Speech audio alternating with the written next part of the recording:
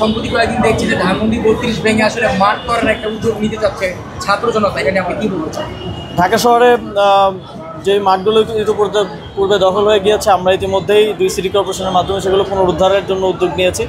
উত্তর city corporation কয়েকটা মাঠ পুনরুদ্ধারও করেছে এবং আমরা চেষ্টা করব যে দখলকৃত মাঠগুলো পুনরুদ্ধার করে ওপেন প্লেস করে দেয়া, যাতে করে বাচ্চাদের খেলার স্থান বৃদ্ধি পায়। তবে পরে যেটা বললেন এই বিষয়ে আমি কোনো মন্তব্য করতে চাই না।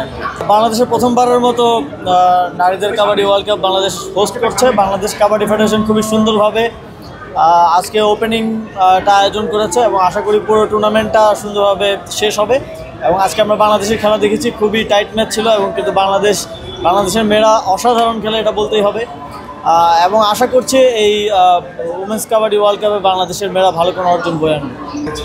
অবশ্যই আয়োজন খুবই ভালো হয়েছে। কাবাডি ফেডারেশন খুব ভালো করছে আমাদের ফেডারেশনগুলোর মধ্যে, এবং আপনারা জানেন যে কাবাডি ফেডারেশনের ক্যাপাসিটি বিল্ডিংয়ের ক্ষেত্রে ওনারা মনোযোগ দিয়েছেন।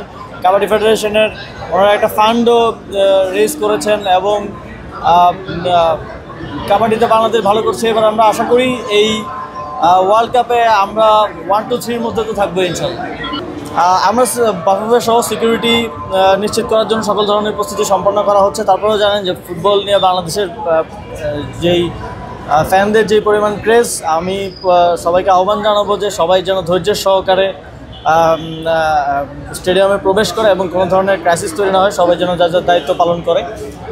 এবং আশা করছি যে বাংলাদেশ একটা ঐতিহাসিক জয় পাবে আগামীকালকে। বাংলাদেশের যেই রিসেন্ট ফর্মে আমরা খেলছি, যদিও কাঙ্ক্ষিত সাফল্য না আসলো, জয় না আসলো, কোনো ম্যাচেই এটা বলা যাবে না যে বাংলাদেশ খারাপ খেলছে। বাংলাদেশ খুবই ভালো খেলছে এবং আশা করি যে কালকের ম্যাচে বাংলাদেশ জয়লাভ।